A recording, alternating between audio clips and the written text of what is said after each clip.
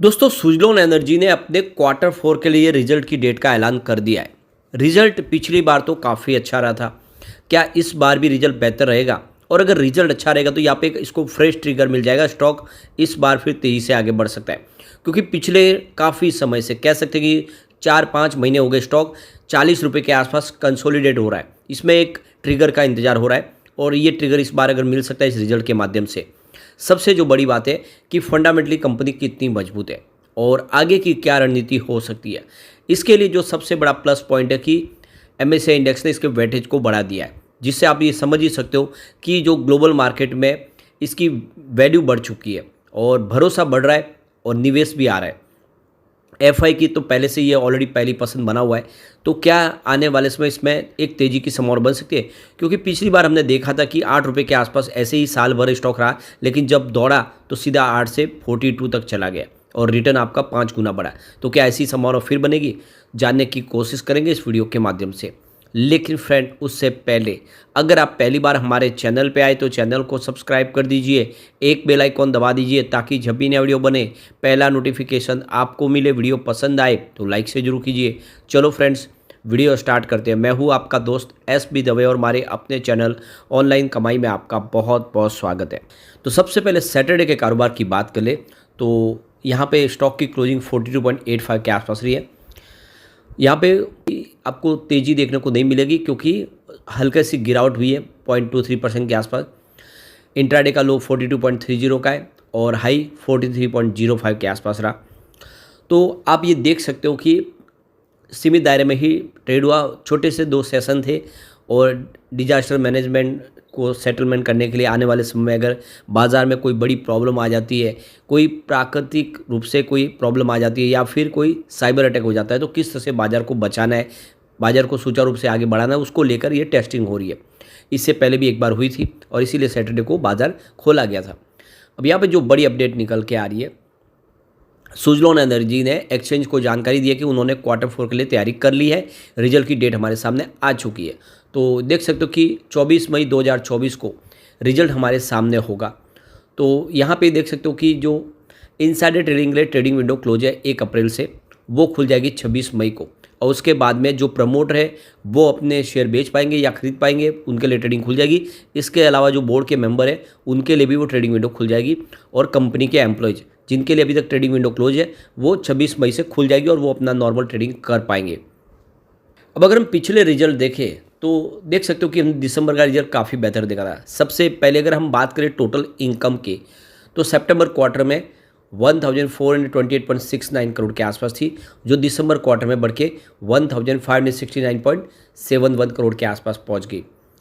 TI growth देखें तो 4.92% थी सितंबर क्वार्टर में, जो दिसंबर क्वार्टर में 9.87% तक पहुंच गई। कंपनी के टोटल खर्च की बात करें तो 1282.55 करोड़ के आसपास था सितंबर क्वार्टर में, जो दिसंबर में 1352.30 करोड़ तक पहुंचा है। तो खर्च भी बढ़ा था। जिस तरह से इनकम बढ़ी उस हिसाब से बिजनेस बढ़ा तो खर्च भी बढ़ा। टी ग्रोथ देखें तो 7% के आसपास थी सितंबर में और दिसंबर में ये 5.44% के आसपास रही। अगर हम एबिटाडा देखें तो 146.14 के आसपास रहा, जो दिसंबर में 217.41 के आसपास रहा। एबिटाडा ग्रोथ देखें तो 10.39% डाउन थी सितंबर में, जो दिसंबर में 48.77% अप पर रही। तो एबिटाडा ग्रोथ में ज़बरदस्त वृद्धि देखने को मिली। इसके अलावा अगर हम इसके पीएटी की बात करें, प्रॉफिट आफ्टर टैक्स, तो 102.29 करोड़ के आसपास था सितंबर क्वार्टर में, जो दिसंबर में 203.04 करोड़ तक पहुंच गया। यानी प्रॉफिट सीधा डबल हो गया एक क्वार्टर में और इस बार उम्मीद है कि ये प्रॉफिट और बढ़ेगा। पीएटी ग्रोथ देखें तो 1.38% था सितंबर क्वार्टर में, जो दिसंबर में सीधा 98.49% तक पहुंच गया। एबिटाडा मार्जिन देखें तो 10.23% के आसपास था सितंबर क्वार्टर में, जो दिसंबर में 13.85% तक पहुंचा। इसके अलावा नेट प्रॉफिट मार्जिन की बात करें तो 7.16% था सितंबर क्वार्टर में, जो दिसंबर में बढ़ते हुए 12.93% तक पहुंच गया। अब बेसिक ईपीएस की बात करें तो 0.08 रुपीज़ के आसपास था सितंबर क्वार्टर में, जो दिसंबर में 0.15 रुपये तक पहुंच गया है। यानी ईपीएस कह सकते हैं कि लगभग डबल हुआ। तो ये जो आंकड़ा है ये बहुत ज़्यादा शानदार है। रिजल्ट बहुत बेहतर रहा है सितंबर के मुकाबले। दिसंबर के रिजल्ट में हमने हर तरह के आंकड़े बहुत उत्साहवर्धक देखे, जिससे आशा करें कि इस बार भी रिजल्ट बेहतर होगा और उसके बाद एक शानदार तेजी की संभावना बन सकती है। इसके अलावा इसके लिए जो सबसे बड़ा पॉजिटिव ट्रिगर है कि सुजलॉन एनर्जी को MSCI इंडेक्स में इसके वेटेज को बढ़ा दिया गया है। यानी अब समझ सकते हो कि $14 मिलियन का फ्रेश इन्वेस्टमेंट आने की संभावना बन रही है। तो कुल मिला के देख सकते हो कि मॉर्गन स्टैनली ने सुजलॉन के ऊपर भरोसा रखा हुआ है और इसी वजह से उन्होंने इसकी वेटेज को बढ़ाया है। तो आप देख सकते हो कि ऐसे में सुजलॉन के लिए अपॉर्चुनिटी आगे काफ़ी अच्छी है, निवेश आने की संभावना बन रही है।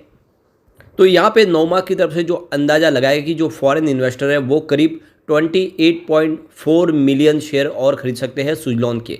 तो ऐसे में शेयर की प्राइस तो बढ़ेगी, इसको कोई रोक नहीं पाएगा। अब इसके अलावा देखें तो अगर हम बात करें मार्च की, तो यहाँ पे क्लियरली आप देख लो कि म्यूचुअल फंड की जो होल्डिंग है 1.14% के आसपास थी और 18.67% की होल्डिंग FII की थी। इसमें म्यूचुअल फंड की होल्डिंग देखें तो इंक्रीज हुई है, जो 1.13% थी दिसंबर क्वार्टर में। FII की बात करें तो उनकी भी होल्डिंग इंक्रीज हुई है, 16.93% की होल्डिंग थी, जो बढ़ के 18.67% के आसपास आई है। तो म्यूचुअल फंड भी अपना इन्वेस्टमेंट बढ़ा रहे हैं और साथ में FII का इन्वेस्टमेंट भी बढ़ रहा है। ऐसे में रिटेल इन्वेस्टर को यहाँ पे डरने की कोई बात नहीं। अगर हम इसके फंडामेंटल देखें तो मार्केट कैप 57,402 करोड़ के आसपास है। इसका पी रेशियो 83.41 का है, पीबी रेशियो 16.94 है, इंडस्ट्रीज पी 85.51 है और डेट टू इक्विटी रेशियो 0.04 है। ROE इसका 9.95% है और EPS 0.51 का है। और इसके अलावा बुक वैल्यू इसकी 2.51 की है और फेस वैल्यू इसकी 2 रुपीज़ है। तो आप देख लो कि फंडामेंटल्स के बहुत ही अच्छे हैं। यहाँ पे कुछ बड़े म्यूचुअल फंड ने जो जम के खरीदारी किया, उसमें आप देखें तो Motilal Oswal large and mid cap fund ने यहाँ पे 3.12% का AUM में लिया हुआ है। इसके अलावा इन्वेस्को इंडिया इंफ्रास्ट्रक्चर फंड की बात करें तो उनका 2.75% AUM है और मोतीलाल ओसवाल एल्स टैक्स और फंड की बात करें तो इनका 2.34% AUM है। इसके अलावा HSBC मिड कैप फंड ने यहाँ पे 1.83% का AUM लेके रखा हुआ है।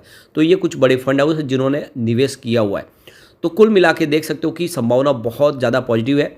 ऐसे में निवेशकों के लिए एक अच्छी संभावना बन रही है। अगर हम इसके सिंपल मूविंग एवरेज को देखें तो 5 डेज़ के हिसाब से 40.17 हो रहा है, 10 डेज़ के हिसाब से देखें तो 40.43% के आसपास है और 20 डे के हिसाब से 40.82 है, 50 डे देखें तो 40.72 है। यानी आप 5 दिन के हिसाब से देखें या 50 दिन के हिसाब से देखें तो आपको सिंपल मूविंग एवरेज 40 रुपये के आसपास ही दिखाई देगा। 100 डेज़ के हिसाब से 41.58 के आसपास है और 300 डेज़ का सिंपल मूविंग एवरेज आप देखें तो 35.08 के आसपास है।